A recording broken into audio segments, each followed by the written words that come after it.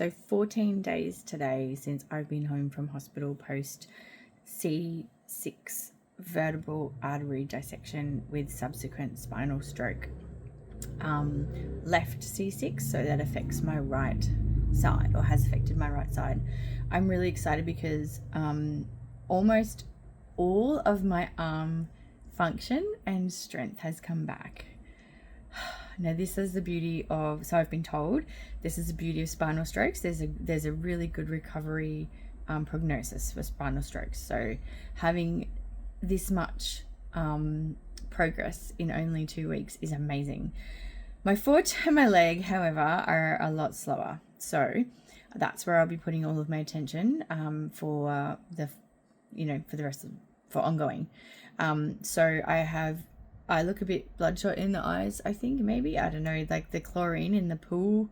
Oh, because we were in the heated pool with my physio this morning. I had my first hydrotherapy session and it went really well. My physio did an assessment to see which muscles were and weren't working.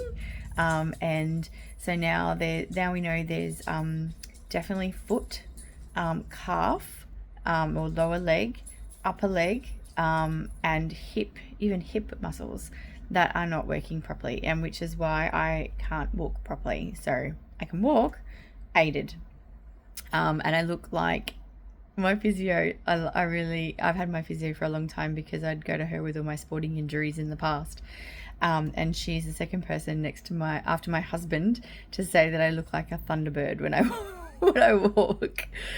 I've been putting off uploading a video of it because I think it looks so ridiculous, but I'm sure everyone's curious to know what I look like when I walk, so I'll do that. I'm tired right now. So my physio is a beautiful woman, and she said to me, please don't underestimate the amount of effort this takes for you to recover, saying that you've got you've had a neurological injury, you need to rest as much as you can when you've had exercise. So this morning in the pool, even though it was only a 45-minute session, I was still, mobilizing with my walking stick, which takes a lot out of me. It's a lot more effort to walk. It's amazing how much effort it takes to walk. And we also did find out as well through pathology testing yesterday that I am iron anemic, which is the reason behind more than likely that I'm air hungry right now and losing breath a lot. And this is purely probably just got to do with the fact that I've had 2 months of repeated neurological trauma. Obviously had lots of blood tests and lots of things, so a lot of my blood's been taken from me as well for these testing. So I'm iron anemic at the moment, and they can't, normally I would say, yeah, let's just do an infusion because then I feel amazing afterwards, because I do have a history of iron anemia due to adenomyosis and endometriosis that I now have under control with herbs and nutrients. If anyone's curious, just ask. But the most recent iron anemia would be because of aforementioned, neurological injuries, the chronic stress I've been through with all the injuries. My body's been under significant amount of stress with all the injuries, and they won't do an infusion, unfortunately, for me at this time, because an infusion, I've been told, would be too risky with the current dissection that I have in my left C6 vertebral artery.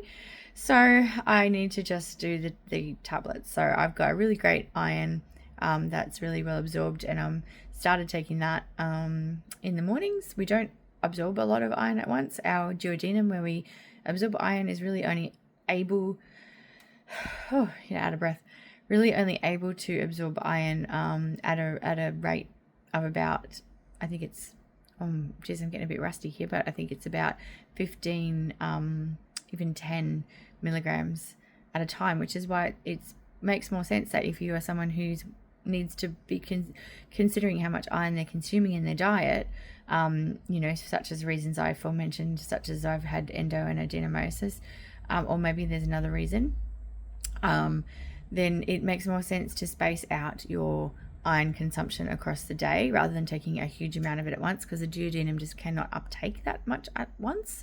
Obviously then there's the cofactors that help to absorb it, like your vitamin C, and then there's things that you can take that are going to prevent it from being absorbed as well. So don't have it with, of course, calcium, so don't have your dairy with your iron. Oxalates will also help, will also prevent iron from being absorbed, which is why we always with our brassica family, we always cook that before we eat it, to maximize your iron absorption. So I'm feeling pretty tired now after my hydrotherapy this morning, but really excited because it was great to get my body moving again. I miss it so much. She also gave me the green light to be able to go back on the stationary bike, which is really cool. She's like, obviously just build up small amounts of time at a time, to don't want to overdo it, because I do tire really easily. And it's frustrating, even as those words come out of my mouth, they sound I'm frustrated to hear them, but that's the truth of it. I need to be gentle on myself. Yesterday I had a really hard day. It was really hot, and I was really affected yesterday for some reason, and I'm just going to have days like that, so I've been told, where I'm affected more than other days, as my body recovers from this stroke. And just trying to do the right thing, trying to eat really healthy. I just had a smoked salmon salad for lunch. Eating really healthy is super important. Lots of omega-3s is really important, because obviously your nerves cells, the production of nerve cells and the regeneration of nerve cells, that's protein, it's omega-3, it's your phosphates, your choline, which again from oily fish and seafood, oily fish in particular. So they're the sort of nutrients I'm concentrating most on in my diet at the moment. Of course, basically I usually stick to sort of like a whole foods diet that's quite rich in proteins, and especially fish, and I usually don't eat a lot of grains, because I find that tends to affect my energy levels. Anyway, just a few tips and tricks I've just thrown in there for anyone who might be going through the same or a similar thing. And I've got to go back to work now. I'm really lucky to work from home, so I have a few hours left in my day to go and help out some of my clients, and then I think I'll probably go for a nap.